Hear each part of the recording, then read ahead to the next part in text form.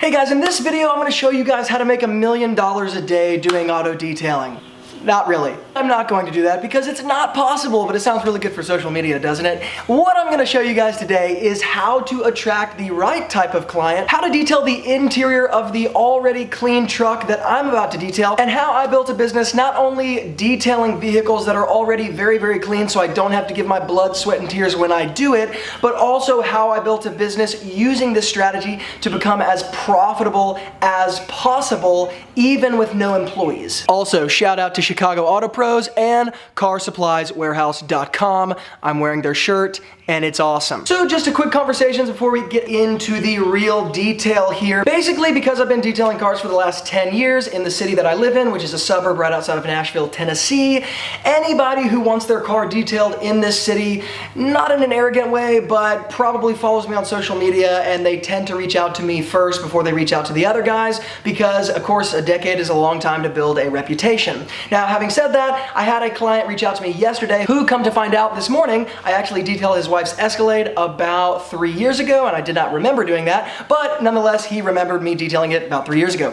He spilled some Starbucks coffee with some cream in it because, of course, what's a morning without a caramel macchiato before you go to work, all over the floorboard of his driver's side in this truck. Now, because it's black carpet, you can't really see the spill, but he can smell it. So basically, this has become a win-win for me because he takes such good care of the interior of the truck here. It's not going to take very long to detail out this interior at all, and the only thing that's going to be kind of time-consuming is extracting, steaming, and making sure that driver's side floorboard is totally clean so that the smell dissipates and goes away over the next 1 to 2 days. With that being said, let's go ahead and get into it. Now, the very first thing that I'm going to have to do here is remove everything from the console because everything else is removed from this vehicle except for in this place. And so what I'm doing is taking out all the headphones and chargers because there was a few of those in there, and I'm wrapping them up really, really nicely, and that's actually very on purpose because this car is so clean already, and this is the type of client I see on a daily basis. I can tell you from experience, every little thing matters when it comes to these kind of vehicles because they're so clean. So the more you can make the tiny, tiny details matter, I promise the more the customer will see that. The reason I'm using the APC here, just Meguiar's APC, and a detailing brush kind of agitating it here, the only place I'm going to do that is this part of the driver's side door. Only reason is this driver's side door is going to be dirtier than the other doors because, again, the driver's side door is what is always touched every time the car is driven. So I do clean it a little more extensively even when it is already very, very clean. Other than that, basically, guys, this is the probably easiest way to say this. The entire interior of this car is going to be cleaned with Meguiar's all-purpose cleaner only, some microfiber towels, my steamer every now and then, and some detail brushes. I might pull out the magic eraser here and there, but I'm going to be using maybe, and I mean maybe, a quarter of a cup to a half a cup of Meguiar's all-purpose cleaner to do this entire vehicle. Now, rather than walking through step by step my exact detailing process here, because it actually is so straightforward and so simple, it's, almost funny, I'd rather talk about how you build a business like this. And of course, in the online course that I'm creating right now, I'm going to go into much more detail and many more hours of content explaining how this happened. But number one, it does need to be understood that I've basically spent the last 10 years of my life building up this kind of reputation where, again, like I said in the beginning, in Nashville and kind of the greater Nashville area, people who want their car detailed generally call me or follow me at some level, or I've detailed their car at some point just because I've been doing this so long. And so that is, of course, one of the ways that I'm able to charge what I charge and get the type of client that I get. What I mean by that is because I have so many people calling me, I can say no to a lot and say yes to a few and have a very, very profitable business and a very, very much higher income from something like that. And that's actually the first point I want to make here. Generally, you have two problems in an auto detailing business. Number one, you're not charging what you want to charge, or number two, you don't have enough customers to go around, and generally those problems go together. And there's basically two different ways to fix that problem, right? Some people say, I'm not getting enough business or I'm not making enough money. That's the basic fundamental problem here. So I'd really like to address that question here and kind of explain to you guys what I did. There's basically two main ways to come to a solution to the problem: I am not doing enough revenue, or I don't have enough cash flow in my detailing business. Number one, you can take on more clients at a lower price. Or number two, because of course everybody likes a deal and more people will say yes should you lower your prices. Or number two, you can increase the amount of customers coming in. So again, I want to repeat that. Number one, you can decrease your prices, which will again increase the customers coming in. Or number two, you can basically increase your marketing, increase the amount of calls you are getting, and therefore increase the amount of people you are able to say no to, and also, of course, increase the amount of people that you're able to say yes to. But the point is, if out of every 10 people who call you, one person says yes to the high dollar job, and you have 30 people calling you a day, then you have an average ratio. You have an average of about 3 people calling you every day that say yes to the high dollar job, which then allows you to build a business like I did. And that is the way that I went about fixing that problem. I learned how to market on the internet. I learned how to build a good website. I actually took my website down. So for those of you wondering where wilsonautodetailing.com is, it's actually not up right now. It will be up later, but I actually took it down because I was getting so many calls that I could not handle it anymore. And because my reputation was built up so big and so largely in my city, I actually didn't even need the website anymore. The website was creating a problem for me because people were actually getting frustrated and very disappointed because I couldn't take on the work, especially when I was also building the online side of my business. I just didn't have the time to take all of that on. And so I went ahead and just took my website down for the time being, and it'll be used for something else later. The point being here is, a lot of people say, Luke, I don't understand. I can't charge as much as you charge. And while that may be true, and I want to kind of break this down a little bit, you might not be able to charge what I charge for one simple reason. You don't have enough people calling you. Once again, I know I'm being a little redundant, but repetition is how we learn. So one of the ways to increase your cash flow or increase the revenue that you're doing in your business is by raising your prices and only taking the select few people who understand the value of that. But the only way you can do that successfully is if you increase the amount of customers calling you, which means that in some way your marketing or advertising or something in that field has to produce a large amount of people calling you.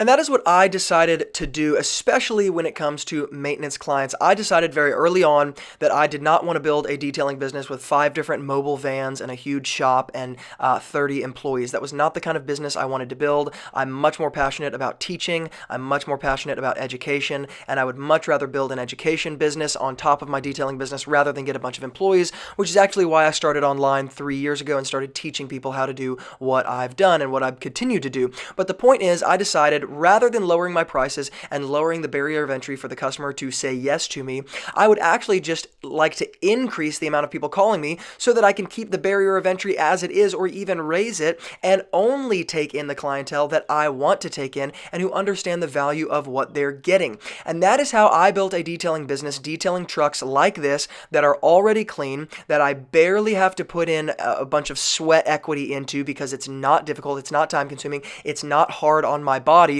That is how I started to attract this kind of customer. By the time I was a freshman to sophomore in college, I had already built up a list of about 400 to 500 regular, well, I say regular, by regular I mean at least once to twice a year, but some of those were once a week, some of those were once every 2 weeks, some of those were bi-monthly, some of those were monthly, some of those were every 6 months. So anyway, by regular I mean once to twice a year, but about 400 to 500 regular clients around the greater Nashville area. Again, that I had built that up by the time I was a freshman, between freshman and sophomore year of college. And that happened by this strategy that I'm talking about, increasing the amount of customers coming in, increasing the customer flow in, and keeping the barrier of entry either the same or higher based on my pricing, okay? And that allowed me to have a conversation with people who actually said, hey, I understand what I'm getting. I want to pay a higher price. Believe it or not, there are actually people in the world who prefer to pay higher prices because they have an emotional attachment to their car and they it's kind of consumer psychology, but because they're paying a higher price for you to detail it, while yes, I do, know what I'm doing, and I certainly have a lot of skills, I think, in the auto detailing world because I've been doing it so long, it doesn't necessarily mean that I'm the only one who could take care of it. But because I was charging the prices that were much higher than the other guy, they actually preferred for me to take care of it because there's something about that says, hey, I'm getting quality when I ask Luke to detail my car. It's kind of like if you're shopping on Amazon and you see the same exact product and one is $9 and the other is $16. A lot of times people are more inclined to buy the $16 priced one because there's something about that says this must be more quality, even if it isn't necessarily. It's kind of just one of those cognitive biases that we have. That being said, and I'm saying a lot of things, so hit the thumbs up button if you like this information and you think other people would benefit from hearing this information. Just go ahead and hit the thumbs up button.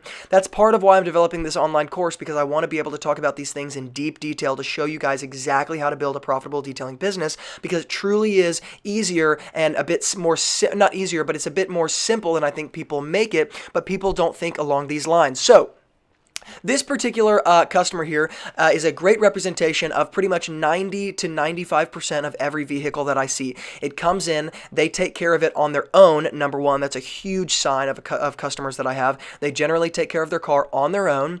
And number two, even the smallest little thing kind of bothers them. So while I love vehicles like this, they also do represent their own sort of challenge, because you have to make sure that even the slightest bit of dust that's on that black carpet that you can see is taken care of, because these kind of customers are generally very detailed and very, very detail oriented. I will say the majority kind of demographic, just to give you guys a bit deeper information, the main demographic that I had when I was running this, particularly when I was in college, I have dialed it back a lot since then, and so I only detail very specific people's cars and generally just do a lot of ceramic coatings nowadays. But when I was running this, about 400 people on a yearly basis, 400 to 500 people on a yearly basis on a regular clientele sort of list.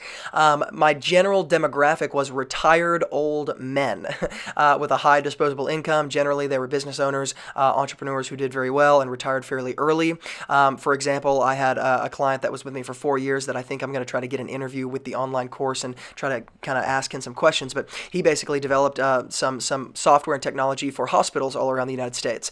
So that was one of them. Another guy, I'm not actually sure what he did, but let's say he had a black Jaguar and a white Jaguar, the same exact make, model, everything, just different color. The black one was his weekend warrior. The white one was what he drove on a daily basis. I had a client who had a Jeep Grand Cherokee who I saw on a weekly basis, and her husband was doing very well in his business, and they were very concerned about their vehicles. I had another client who had a Jeep Wrangler, a big four-door Jeep Wrangler. He had a big Ford F-150. He had a small little four-door BMW and a daily driver Pathfinder. Those 4 vehicles, I saw those 4 vehicles every single month. I switched between each on a weekly basis. So it was the Pathfinder, BMW, Jeep, truck. Pathfinder, BMW, Jeep, truck on a monthly basis. That was literally a maintenance client that I had on a weekly basis, but I saw every one of those 4 vehicles on a monthly basis. So I'm just listing off a bunch of examples for you guys of what my business looks like and what that built up to be, because that is the way that I really suggest people going about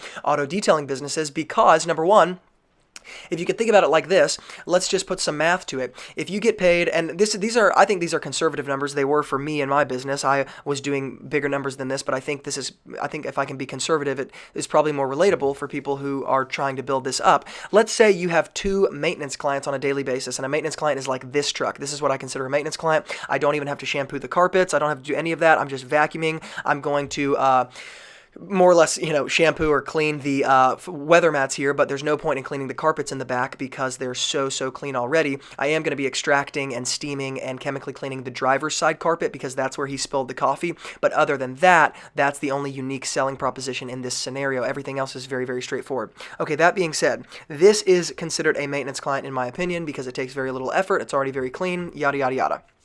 Let's say you have 2 of those per day, 2 maintenance clients per day, and each takes you 2 hours. 2 hours, I think, is another very realistic number. This truck should not take you any more than 2 hours, even with the extraction, especially if you've had any experience detailing. You know, this was a 2-hour job at maximum. So that being said, let's say you have 2 of those a day, 2 hours each. You're working 4 hours a day, alrighty? So let's say from 8 a.m. to noon, and on each of those maintenance vehicles, inside and out, just a quick wash on the outside, because again, you see it on a regular basis, so you don't have to do anything crazy, and then you quickly protect it with some quick spray sealant or something like that. It takes you 2 hours each. For each vehicle, you charge $75. So you're working 4 hours a day, and you're making $150 a day, and let's just say that's Monday through Friday. Well, that's working 20 hours a week and making at minimum $3,000 a month. Once again, I think I'm being conservative with these numbers, but at minimum, that's $3,000 a month on maintenance clients alone, and it's only working 8 a.m. to noon Monday through Friday. That's taking weekends off. And none of those numbers are including any new clients, any extra maintenance clients, any vehicles that are especially dirty that people just call in and need detailed. That's not including any other part of a detailing business whatsoever.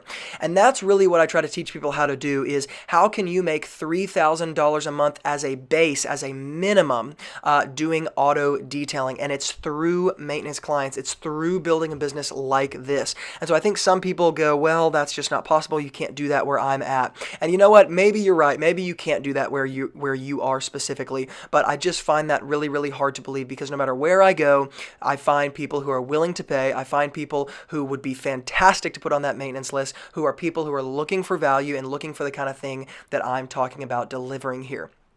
Now, that being said, to go back to the detailing section for just a little bit, for a second here, I'm using the Carpet and Upholstery shampoo from the new Detailer series that Renegade put out, their Wicked line. It's really awesome. It's like just a bunch of gallons of concentrate, which is one of the reasons I like it, because I go through so much product in my detailing business. But secondly, they really, really work well. And when I'm detailing carpets, a lot of times, especially extracting, I like dedicated carpet shampoos for reasons that I don't want to get into right this second. But I prefer that over like APC or Super Clean Degreaser if I'm having to clean up a spill or something like that. I like a lot of suds. So anyways, I was just spraying that about 5-to-1, steaming it, and then I'm using the Mighty Light heated carpet extractor to go ahead and extract it. And there's a couple things to say about this here.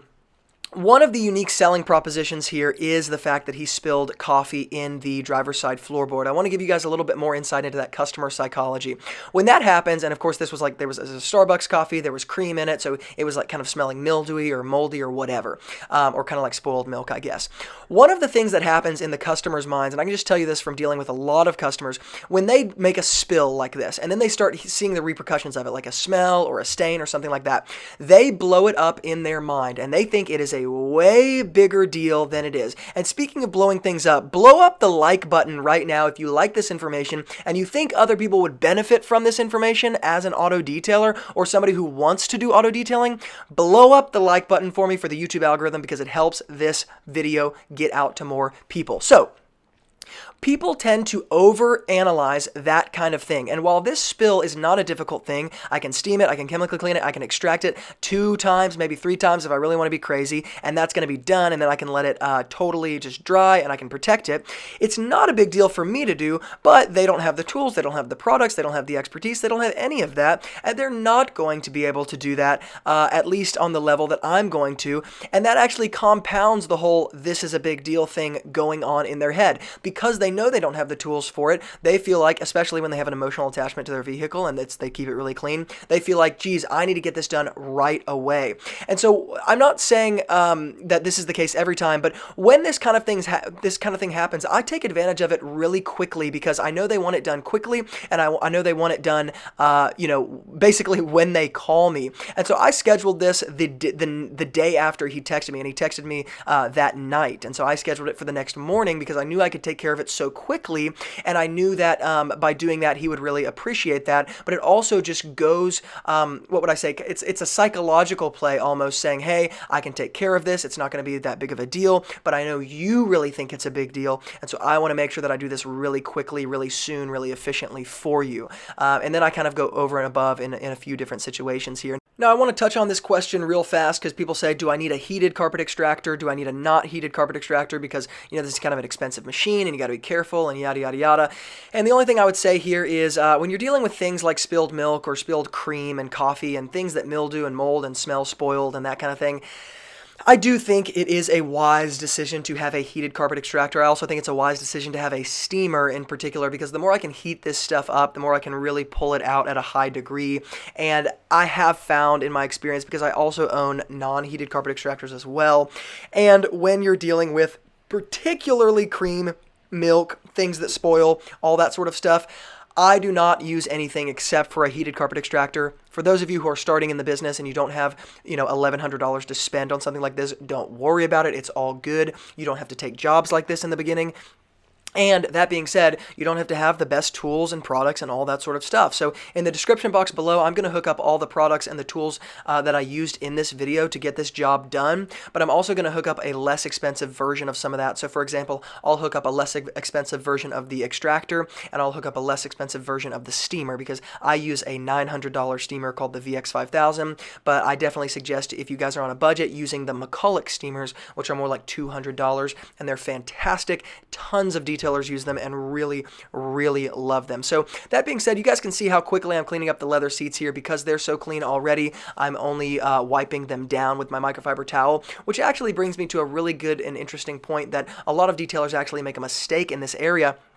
Because we're also perfectionists and we're also OCD, we want everything to be perfect. And so we have a tendency to what I call over clean areas that are already clean. And not only are you wasting time and focus, spending focus in areas that don't actually need your focus, but you're also actually doing something a little counterintuitive. I think we think, well, I'm going to go extra and above and beyond and make sure that every part gets cleaned. The problem is, if you start wiping down with strong cleaner, over and over again, particularly with like a maintenance client with a car or in an area of the car that's already clean, you are going to start wearing at that material, especially something like leather. And so when leather is in really good condition and not dirty at all, I will barely wipe it down with my cleaner before I actually dress it, because I don't want anything to be cleaning away cleanness, if that even makes sense. I would rather just go ahead and protect it rather than put some sort of strong alkaline cleaner on it and start to basically just over time wear at the material. It's a little counterintuitive, but if you think about it that way,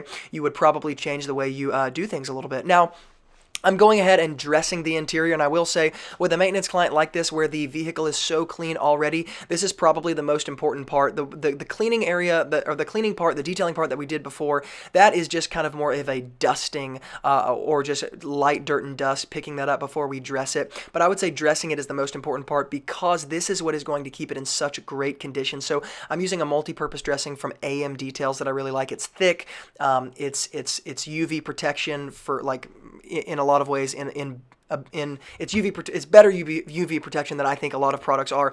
But with a product that's thicker like this and higher kind of has a higher viscosity, you're going to have to kind of massage it into the surface, because it does tend to streak, especially if you're using it in the sun. And that's not unique to this product. That's just in general products that are dressings, interior dressings in many ways, that are thicker. So even if you were using something like, say, Chemical Guys VRP, or if you were using something like Meguiar's Natural Shine Protectant, the only things that really aren't going to streak are something like Meguiar's Quick Interior Detailer, maybe the Synthetic Express Spray Wax if you want to use some off-label uses. That stuff's really not going to streak, but I am going to address every single area of the car: hard, rubber, leather, plastic area. And then I'm also going to take some Gtechniq Smart Fabric.